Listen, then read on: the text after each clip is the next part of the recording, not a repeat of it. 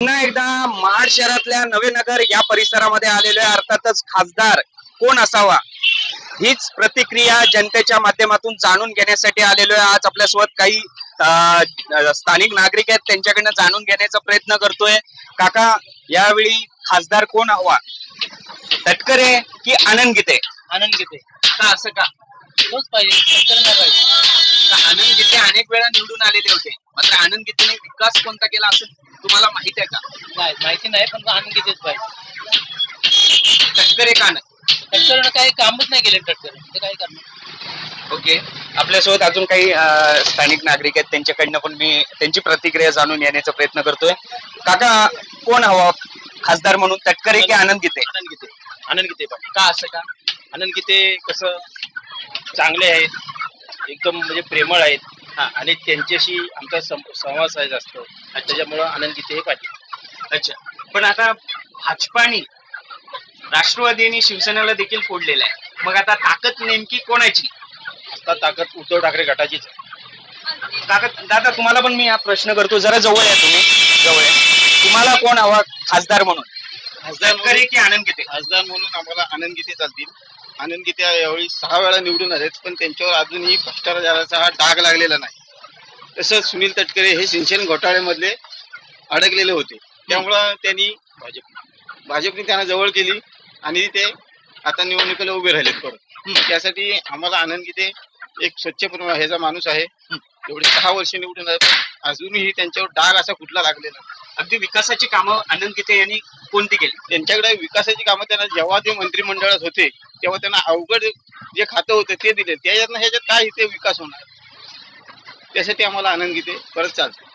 Okay, म्हणजे ताकद आता तुम्हाला ठाकरे गटाचीच वाटते. ठाकरे गट.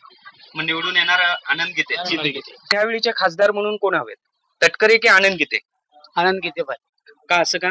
आपल्या तेवढा आमचा विकास होतो इकडचा रायगड. नाही, अनेक वेळा आनंद गीते हे निवडून आले होते, मात्र विकास कोणता केला? विकास कोणी असं काय वाटत नाही, पण तरी आम्हाला वैयक्तिक असं वाटतं हो, आनंद गीते व्हावे. अच्छा, तटकरे का नको? तटकरे काय, त्यांचं प्रत्येकाचा व्यवहार आहे. आणि खासदार म्हणून कोण हवा, तटकरे की आनंद गीते? आनंद गीते. का असं का? कारण मागच्या वेळेला आपण यांना निवडून दिलेली आहे. काहीच आता किती वर्ष झालं आमच्या मुंबई गोवा हायवे आहे, तो तर काही पूर्ण झालेला नाही. म्हणजे अगदी इथपर्यंत जर आपण तटकरेंपर्यंत जर बघितला, तो जो काही भाग कोलाड वगैरे तो भाग आहे, तो अजूनपर्यंत झाला नाही. आज किती वर्ष ते खासदार किंवा त्यांच्याच घरातले सगळे नातेवाईकच आमदार खासदार वगैरे आहेत, पण ते स्वतःचा रस्ता करू शकत नाहीत, तर संपूर्ण कोकण विभागाचा कसं काय करू शकतील विकास? अगदी बरोबर आहे, पण अनेक वेळा खासदार म्हणून निवडून आलेले आनंद गीते देखील होते, त्यांनी कोणता विकास केला? नाही, पण मला वाटते की ते नको यावेळेला आनंद गीतेनं चान्स दिला पाहिजे. काका, मी तुमच्याकडे येतोय. आनंद गीते की तटकरे? आनंद गीते. का असं का? त्यांच्या संमतीने मला तसंच वाटते. हे जे बोललेत ना, त्याच पद्धतीने मला पण सांगायचं आहे. पुन्हा एकदा मी तुमच्याकडे येतोय. काका, भाजपाने शिवसेना देखील फोडलेली आहे, राष्ट्रवादी देखील फोडलेली आहे, हे राजकारण असं सुरू आहे, मात्र आता हवा कोणाची, तटकरेंची की आनंद गीतेंची? नाही, या भागात म्हणजे रत्नागिरी वगैरे तो जो भाग बघितला, आपला मंडणगड वगैरे तालुका वगैरे, त्या भागात बघितलं तर साधारणतः आनंद गीतेंचीच हवा आहे.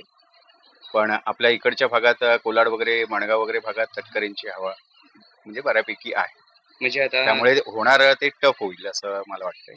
पुन्हा एकदा एकच प्रश्न, पक्ष दोन्ही फुटले, शिवसेना किंवा राष्ट्रवादी देखील फुटलेले, तर आता ताकद कोणाची, शिवसेना की राष्ट्रवादीची? मला वाटते कोकण भागामध्ये शिवसेनेचीच ताकद आहे.